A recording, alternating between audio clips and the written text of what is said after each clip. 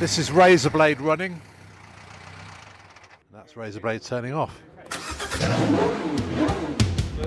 This is the Aston Martin Heritage Podcast with Gary Taylor. Hello and welcome to another edition of the Aston Martin Heritage Podcast, and thank you very much for joining us.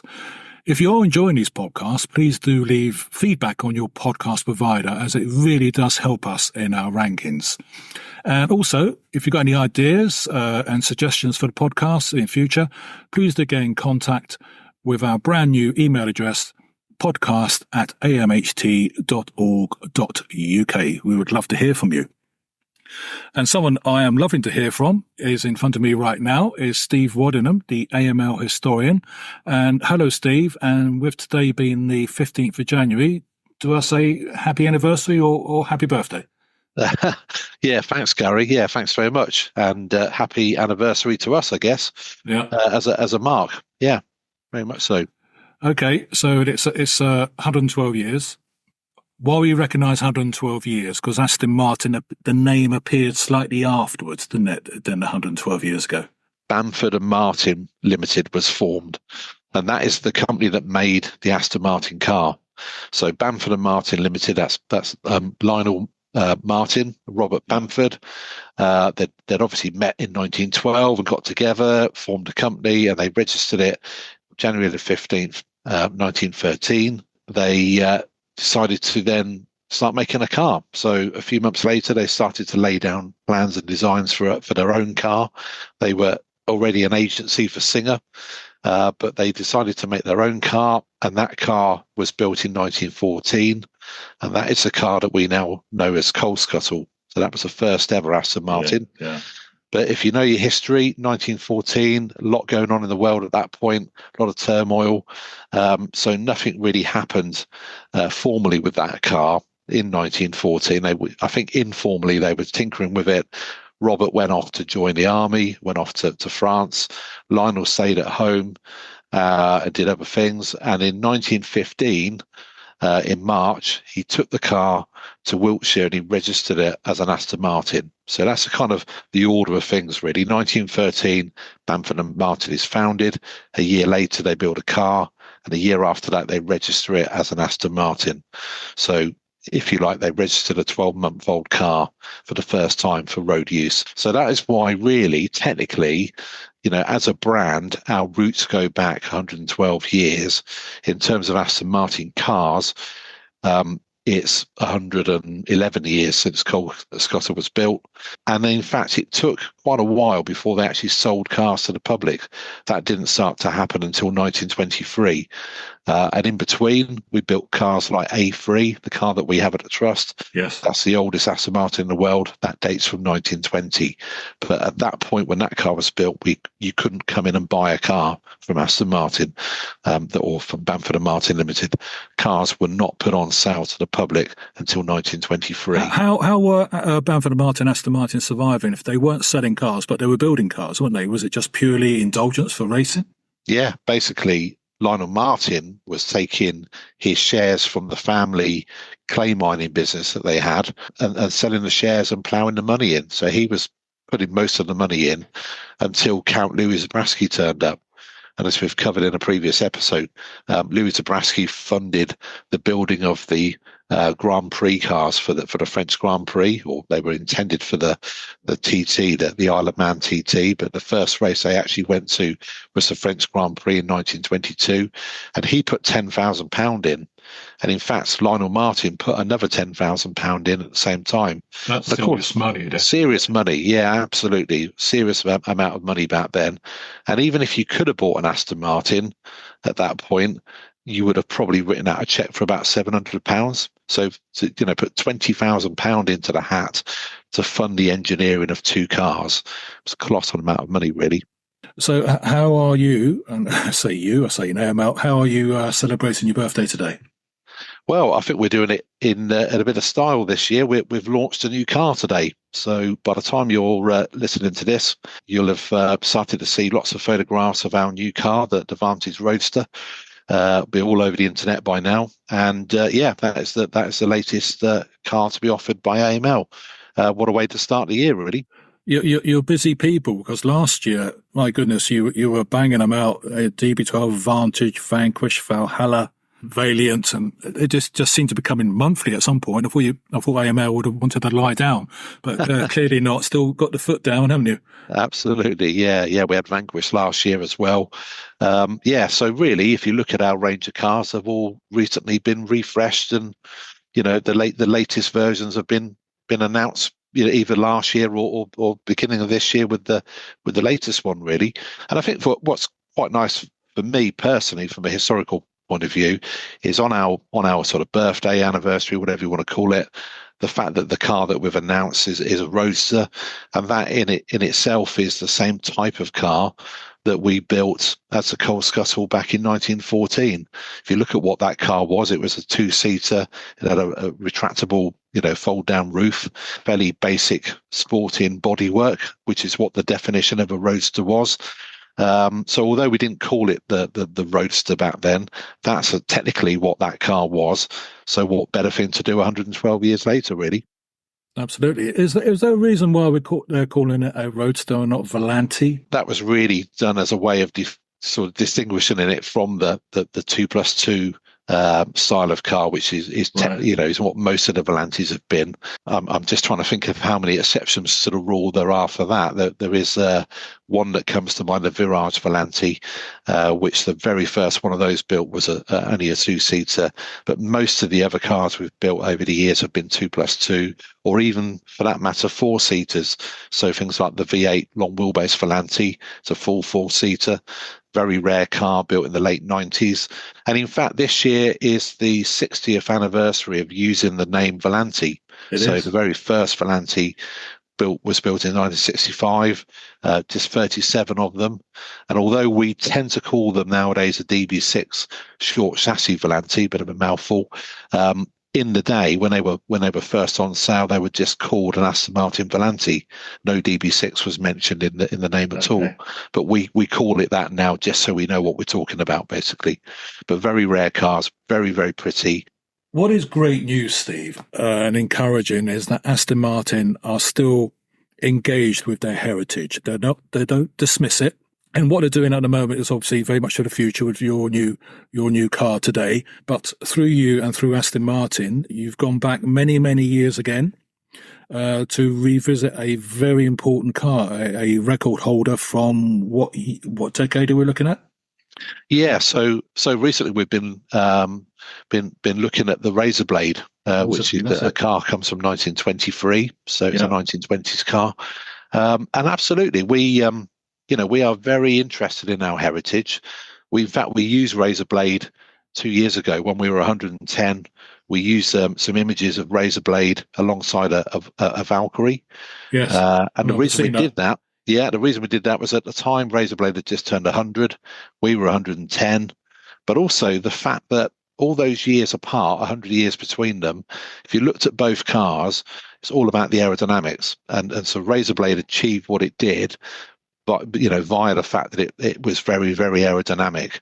And if you look at Valkyrie, a lot of its performance and its capability is also coming from the aerodynamics of the car. So for us, it was a no-brainer. Although they look vastly different, they're both very ahead of their time in their respective decades. So we've done two things. First of all, you went to Akuri Bitelli, and that's in the first part of the podcast. And then in the second part, you went to a very cold Silverstone at the Stowe circuit with Razorblade. Let's do a part one, first of all, Akuri Bitelli. They are looking after Razorblade, and I believe it's up for sale. Is that right? Yeah, that's right. Yeah, so Razorblade, for lots of people will be familiar with that car, because it's been on show at Brooklands Museum for many, many years, for many decades, in fact.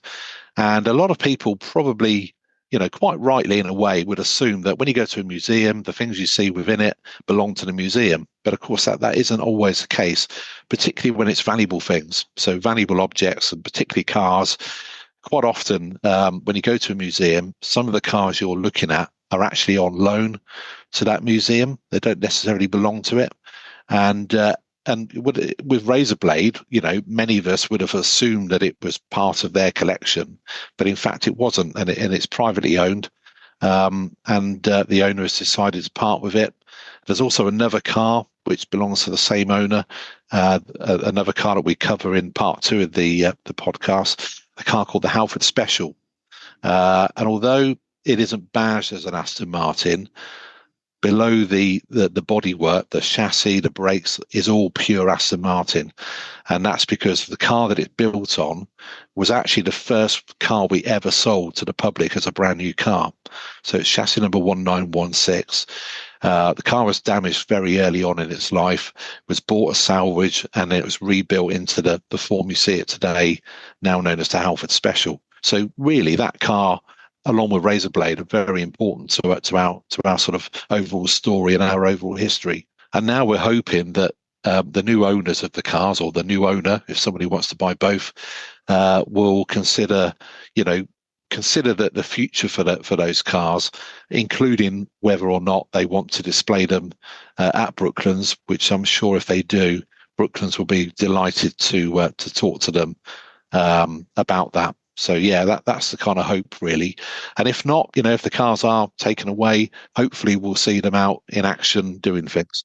So you was at a Kubitelli, you was having some general pre-war chat, and you spoke to Robert Blakemore about Razorblade and what they're doing to it and the hopes for its future. In the second part, you put on your thermals went to Stowe Circuit. Silverstone. Yeah, Silverstone. That was amazing, because that's the inner circuit that Aston Martin use for their own cars, isn't it? Absolutely, yeah. We use it for testing. We also use it for driving events. It's a fantastic facility. It's very, very private, which is essential when we're testing new equipment, new cars. So we had a chance opportunity to get the car along. We had a journalist that came along on the day to write an article about Razorblade, and also we brought the Halford Special along. So both cars were there. Very, very cold. So cold, in fact, that the petrol was freezing, which was a bit of a problem. But we got both cars running. And Razorblade, it was only just running around just purely to take photographs, but mission accomplished, Razorblade did sound fantastic. It's on the podcast. We got the noise of the car in the background while you and Robert were chatting away. Fantastic vehicle. Fantastic vehicle. Well, don't forget it was a 100-mile-an-hour car back in its day. Yeah. I don't think we'd want to do 100 mile an hour in it now. I think we're probably a bit too risk adverse for that. But it is a twin cam 4-cylinder engine, and it's that's very advanced at that time, isn't it? Very much. I mean, things that you would expect to have been invented in the 1970s were actually up and running in the 1920s. So yeah, quite advanced car. So shall we let the listener listen to what's coming up? Yeah, absolutely. Well, sit back and enjoy it, and listening out for more future episodes. And I'm always out there with my little portable podcast kit. So whenever I go anywhere and there's a chance to record a bit of history in the making, then we'll keep feeding it back into you at the podcast HQ. All right, Steve, you go off and enjoy your new Vantage Roadster, and I'll just stay in the office. Well, thanks, Gary. I will see you soon. All right, bye. Bye-bye. Bye. Roving reporter Steve Waddingham here, talking today to Robert Blakemore from Kubitelli over in Olney, Buckinghamshire. Morning, Robert. Good morning. We're going to talk about a very famous car in a little while, but before we get onto that car, let's just sort of talk generally for a moment about the world of pre-war Aston Martin. We're at the end of 2024. How's your year been, Robert? How's it been for Kubitelli this year? Well, it's been a very busy year. We've had quite a lot of work through the workshop over the last 12 months or so. We've just completed restoring one of the original Type C speed models, which went on to win its class at Hampton Court. We've also been doing a fair amount of competition work as normal. Cars have just got back from the Targa Florio, which has been a first event there for us. Everybody had a good time. All the cars finished. And the usual set of racing. Not so many big events this year. Le Mans Classic is every other year, so that is next year for us. But we started the season with a good showing at the members' meeting. So generally pretty good. We continue to put more parts into production every year to stock the selection we've got available. And sales-wise, we've had a very good year. We've sold so far 8 cars, which is pretty much up there with as many as we'd normally expect. So all in all, a pretty good year. Yeah, and in terms of there's always lots of chatter in classic car publications about the way the marketplace is, and certain types of car are doing okay, and certain types are not doing so good at the moment. How is the sort of world of pre-war Astons in terms of the sort of the market? Pretty good. It depends a little bit on which car it is in particular, but we've certainly not really seen much of a slowdown in sales. Values may be slightly down for some cars, but others very strong indeed. Yeah, so pretty healthy then, really. Yeah, I think so. And there's still a great appetite of people to buy them specifically to go and use them, which I think is very important, certainly very helpful. Yeah, I was about to ask you that question and say, why do people buy 80, 90-year-old Aston Martins? What's the attraction to them? Well, that's a question I normally ask anybody coming to buy a car. Why do you want it? Because then we can work to find a suitable type and, in fact, individual car. And most people want them to go and use, either doing tours, rallies, concours or racing. So the majority of owners recognise, I think, that these are good, usable cars that they can take and have a lot of fun with. And what sort of things can you do with them in terms of events? What types of events do the different cars, what are they capable of doing? It depends which one you buy. There is always the question of eligibility. So different models are eligible for different events. But if you get the right car, then potentially a wide range of things. So we have LM2 for sale at the moment, which you could do the Le Mans Classic with. You could race that at Goodwood. You could do a whole series of rallies around Europe, and then you could go shopping with it. So they are very usable and very flexible vehicles. And what about fuel in terms of, something people are sort of thinking about a lot more these days? How does that sort of work? On what sort of fuel do these cars run on? Oh, well, they all run on pump fuel. They're actually pretty tolerant. We did have, a couple of years ago, one of our customers, unfortunately, put quite a few litres of diesel in his car before he realised, topped out with petrol and just carried on. So, they are actually quite tolerant, a lot more so than modern cars. I wouldn't recommend putting diesel in, by the way. But we're also working with Holtam and Carless. Carless invented petrol. They are producing sustainable synthetic fuels, and the cars run very well on that. So pretty much anything from fossil to fully synthetic, as long as it's, reasonably good quality, it'll be absolutely fine. So quite sort of future-proof then, in a way. Absolutely, definitely. And in terms of the different types of pre-war car, and, certainly for me, 5 years ago, I just saw them as pre-war Aston Martins, and I was aware of the model that we know as the Ulster. I knew that some of the cars had raced for the factory, but that was about as much as I knew about pre-war. I've obviously delved into it, and I like to think I know a bit more now, a lot of it down to help from yourself. But just for the listener, how do you sort of break it down into the different types of pre-war Aston? Well, they really sort of feature in, I suppose, 3 different chunks. So the very earliest cars built by Bamford and Martin, we often call the side valve. So they're about 61 were produced, and they are very much vintage pre-World War I designed cars. Loads of character, fantastic engineering, not quite as quick as some of the later cars and slightly less practical, but still beautiful, interesting cars to drive. Then after Bertelli bought the business, there's the vintage and just post-vintage cars, which would encompass the International and Le Mans. And then after that, when the Sutherlands start to get involved, there's the 2 litres really, which are the speed model, and the 1598. And of course, between the earlier Bertelli and the Sutherland era cars is the Mark II and the Ulster. The Ulster, perhaps the most famous pre-war car that Aston Martin made.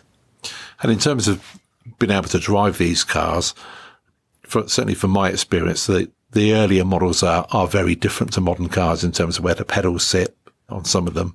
The later cars, though, if you were, say, a DB5 owner, would it be fair to say you'd quickly adjust to driving a 1598, one of the sort of late 30s cars? Yeah, I think the styles of cars, there's definitely sort of a change over time. The earlier cars are the more highly engineered, characterful cars.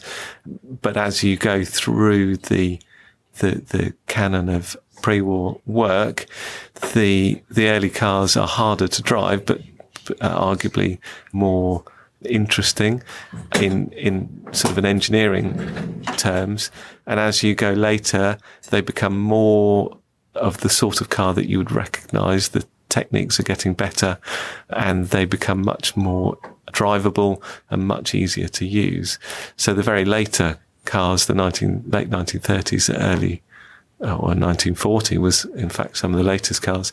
They're very, very easy to drive. As long as you can have a go at double declutching, then they're as easy to drive as a 1950s car. And looking around the workshop, as usual here, you've got pretty much everything covered in terms of those different periods. You've got at least 120s, kind of more than that. How many 20s cars? Two in there in the workshop. We've also two got out of 60 that were built. Yep. And then there's a fair number of the early 30s international type models, and right the way through to Mark IIs, right the way up to the latest one being the sort of 1598 we just talked about, really, isn't it? Yes. So about 40 cars on? So at the moment, yes, we are looking after about 40 cars. We do store quite a lot of cars for customers who predominantly are overseas, and they would leave their cars with us and use them when they visit Europe or the UK. So we do a fair amount of that. Yes, so we have quite a lot of cars with us at the moment. Yeah, I mean, that's a really interesting thing in itself, the fact that, and this applies to people in this country as well, if you've got a car like this and you want to do things with it, you could own it, keep it here, and then you will take it to and from different venues and also keep the car ready to go when someone wants to come over and do an event with it, I guess.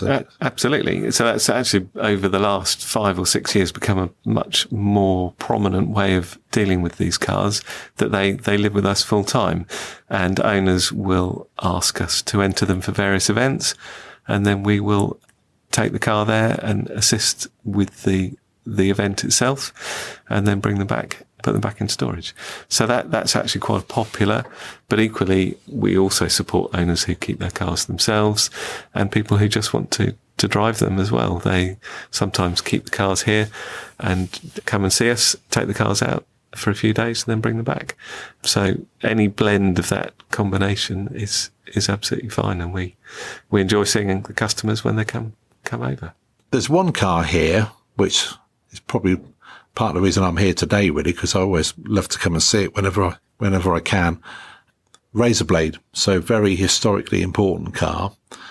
How comes it's here and not actually sat where it normally is in Brooklands? Well, the Razorblade has come to us after about 37 years in the same ownership. The owner has decided that after such a long time, it's now time to sell the car. So we're very pleased to have been asked to find a new home for it, which is something we're doing at the moment. And yeah, it's a great privilege to be able to see the car, have it here, look after it, and be involved in finding its new custodian. So again, for anyone listening that may not be familiar with the car we're talking about, how do we describe Razorblade? Well, Razorblade is a true one-off. It was built, or it became complete in its current form in 1923. It has an extremely narrow chassis and bodywork, which is where it gets its name, Razorblade. And it was built as a team car with one of the very few short run of 16 valve Grand Prix engines, 1.5 litre with twin overhead cams, 16 valves, which for the early 1920s was quite remarkably advanced. And it was built by Aston Martin to compete at Brooklands, and it did so in 1923 at the August meeting, where it came first and fifth on handicap. It also was built for record attempts. So it was built for long distance speed records, where it was attempting to maintain average speeds. It was partly successful in that. It was having problems with shedding tyres, which the tyre technology wasn't quite up to it. After the works finished with it, it then became quite a regular hill climb car and also sprint car, but it's had pretty much a continuous history. Just recently it was completing at the Shuttleworth collection at the Airfield Old Warden, so still very much in use, and for some time now has been resident at Brooklands. I mean, Shuttleworth, just again, for anyone listening that has never heard of it, it's an incredible place. It's like a little mini, a bit like Brooklands. It's got a blend of aeroplanes and cars, more aeroplanes than cars, I guess. But it was basically a very wealthy chap called Richard Shuttleworth, I think his name was, who was a pilot in World War II. And when he died, tragically in World War II, all of his kind of collection of vehicles was sort of frozen in time. And it's been maintained ever since. And it's open to the public, isn't it? It is, yeah. Kind of grass airstrip. Mainly sort of biplanes type aeroplanes in there. I think the most advanced thing they've got is a Hurricane, but it's a great place to visit, suitable for all types of cars. So if you want to have a ride out somewhere with a bit of history, definitely recommend it. It's out the other side of Bedford. And I think really for me, Razorblade is such an interesting car because it's the blend of aero and auto engineering of the period, isn't it? So in sort of the 20s and 30s, cars were still quite young and aircraft were even younger. And actually the engineering often overlapped, didn't it? And some of the people involved did both aero and auto engineering. And in fact, Razorblade, as we know the car now, the body, and the reason why it's so narrow is the body was made like an aeroplane fuselage. It was actually made by de Havilland, the people who built the sort of famous biplanes of the period. And it is just like a pencil, isn't it? It's so narrow. The widest thing is where your shoulders sit underneath the bodywork, isn't it, really? And if you look at it head on, you could almost imagine it with a pair of wings. If you took the wheels and axles off, put a couple of wings on, it would look just like an aircraft. Would have put a propeller on the front as well. Yeah. It is such an iconic and interesting creation. I mean, there is nothing else like it in the world of Aston Martin. It's certainly the first single-seater and aerodynamically inspired car that Aston Martin built. And we used the car last year for our 110 images, 110 year images that we had in January last year, which was of a Valkyrie and next to Razorblade. And the reason we did that was because both cars rely heavily on aerodynamics to achieve what they potentially can achieve. Razorblade was good for just over 100 miles an hour in period. Obviously, considerably less than a Valkyrie would be. But it's just interesting that even though they're 100 years apart, the thinking is clearly very similar. And also from the front of Razorblade, the image of the radiator grille and the wheels either side of it is quite iconic, isn't it? Because that is believed to be the inspiration for the badge design for the British Racing Drivers Club, BRDC. Yes, exactly. Yes. So it's a fairly although it's a car you may not have heard of, you probably have seen images of it over the years in fairly unlikely places, including the BRDC badge. Yes. So it's a piece of proper bit of British history, really, isn't it? Absolutely. Yes. Yeah. Not just Aston Martin history, but British motoring history.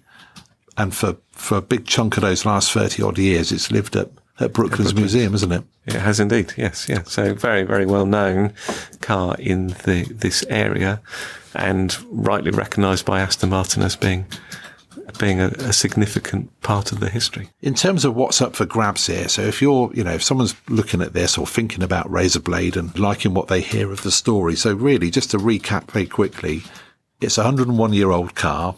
It was a team car. That means it was owned by Aston Martin itself for its team of the time. So that puts it on equivalent level of an F1 car would be today, really, Indeed, isn't it? Yes. Or a car that we're going to race at Le Mans next year.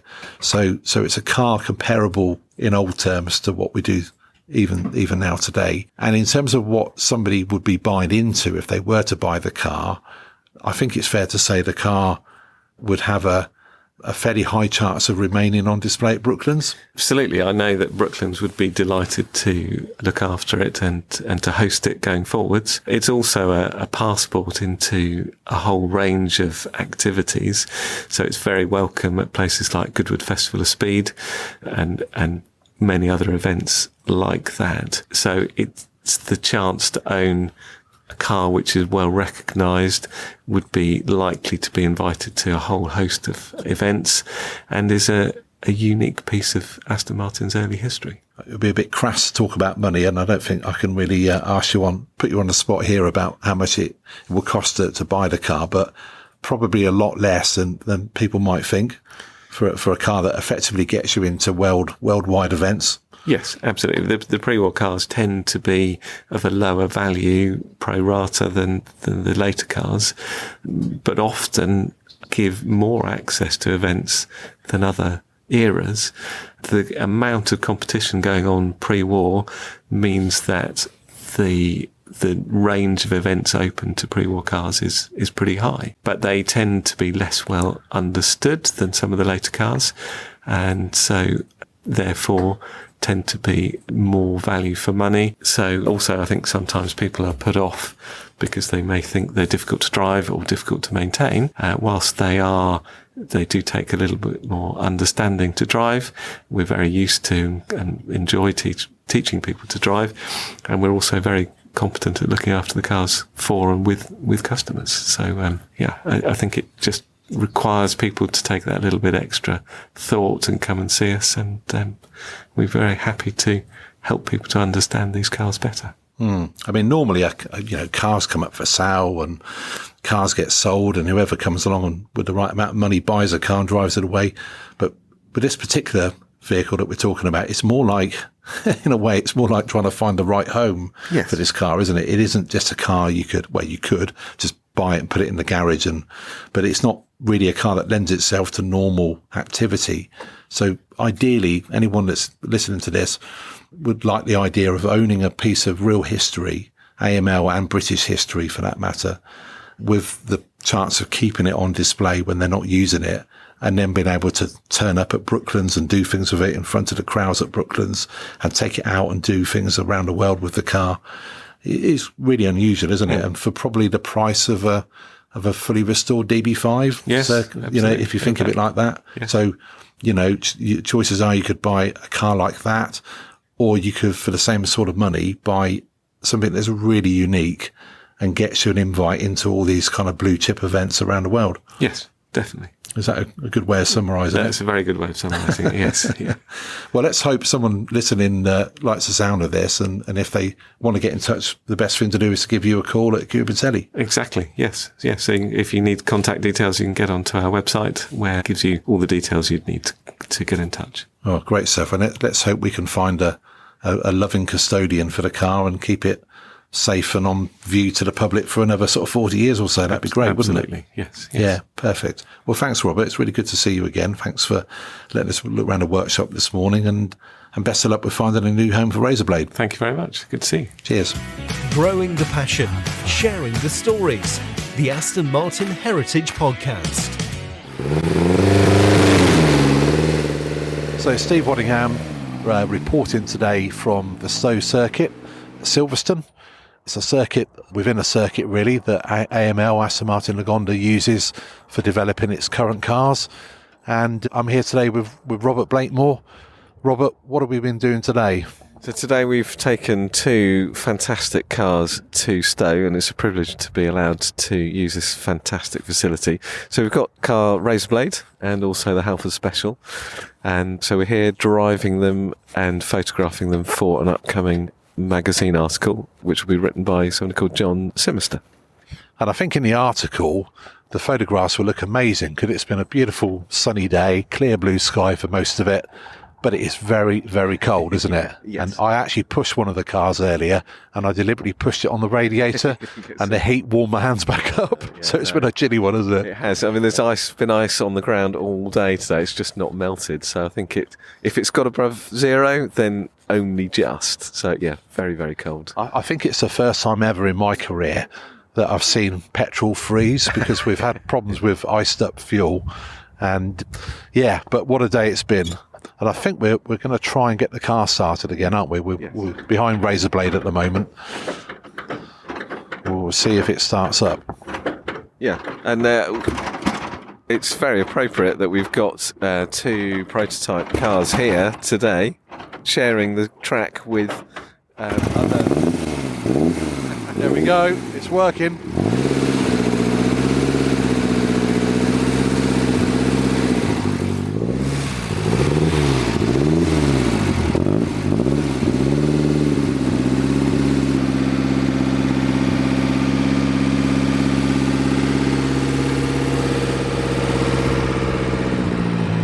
Really appropriate that we're here today with a prototype Aston Martin from over 100 years ago on the track where current prototypes are tested and developed by Aston Martin. So it's just fantastic. The heritage is still celebrated by Aston Martin Lagonda.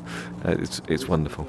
Yeah, it's lovely, and we've been working together quite closely now for a few years, and we've been here a few times with various cars, haven't we, really? And yeah, quite a few of those times we've literally been sharing the track with Valkyries, or things like DBX 707 and safety car from F1, and there we are mixing it up with pre-war cars. So yeah, it's quite something. Probably not that many car makers that regularly mix with their heritage. Exactly, and it's still so consistent. What Aston Martin was doing right at its genesis to where we are now it's still the same philosophy. It's remarkable. Yeah, and you mentioned earlier about the cars being in their day prototypes, and we've talked a bit already back at your base about what Razorblade was back in the day. It was a record breaker. What about the Halford Special? Can you tell us a bit more about that? So the Halford Special we've also brought along is actually the next chassis number on from Razorblade, and it was the first Aston Martin to be sold new. Unfortunately, it was crashed and then bought by Halford, who put in it a unique engine of his own design, quite a remarkably advanced engine. It's all aluminium with 6 cylinders in line. It was the first turbocharged car engine, subsequently changed to supercharger, which worked better, and an amazing race history. It competed in the 1926 British Grand Prix and in the 1927 French Grand Prix, along with a whole host of other Brooklands events, and just the most remarkably in-depth history. Absolutely brilliant car. A Major Frank Halford, who, as you mentioned a second ago, designed the engine that's in the car, and the reason that he did that was because he was an engine designer for de Havilland, so he designed the whole series of engines that powered the biplanes that basically were the aeroplanes that the Battle of Britain pilots learnt to fly in. It's pretty much a sort of basic summary of it, isn't it? Yes, absolutely. So Major Halford was a key figure in the interwar period, and his technology was critical to the success of the nation. So really special car.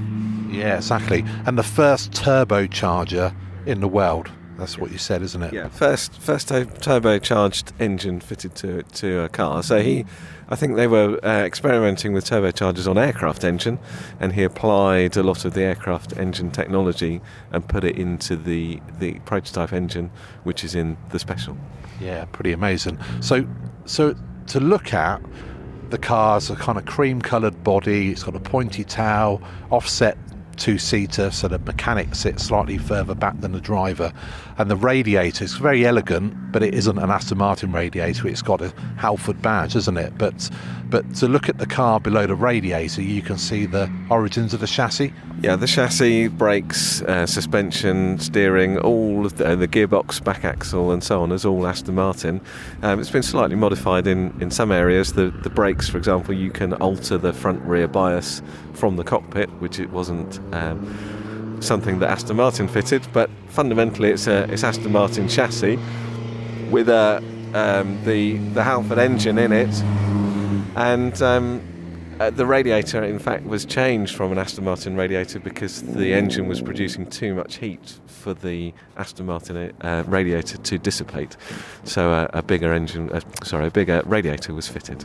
Yeah, pretty amazing. Quite, a feature that you'd expect in a modern racing car, being able to adjust the brakes on the move, but there it is in a car dating from the mid-20s, effectively. And the other thing I love about the history of this car is the photograph of it being handed over when it was still an Aston Martin, when it was brand new, and a wonderful period photo of two of our employees with a big white dust sheet in the background, Peaky Blinder hats on, and that was the photograph of it on probably handover day, and it was the first ever Aston Martin to be sold brand new to a member of the public. Yes, yeah, and that dust sheet, which does appear in quite a few, what a grotty looking one, photos. isn't it? Yes, yeah, and it's a remarkable car. Not only for what it developed into, but also being that, as you said, that first car to be sold by Aston Martin new. And if people are listening and they're thinking about buying a pre-war Aston Martin, what would you say to them? I would say that they're both Razorblade and the Halford Special are unique bits of history, fantastically important, and if you're interested in the engineering of the period, you couldn't find two more interesting vehicles to own and to use. And really, pre-war Astons, just generally, of any type, any model, they're all beautifully engineered, aren't they? And they're usable cars. We've spoken about that before. So come and talk to you, or find out more about them. Chat. Absolutely, I'd love to tell you more about them. Great stuff. Thanks ever so much, Robert. We'll let the Razorblade play it out, I think. Thanks very much indeed. Thank you. You're listening to the Aston Martin Heritage Podcast. Discover more about the story of Aston Martin, the cars, the people, the history with the Aston Martin Heritage Trust. You're always welcome to visit us at our museum in Oxfordshire, so find out more via amht.org.uk.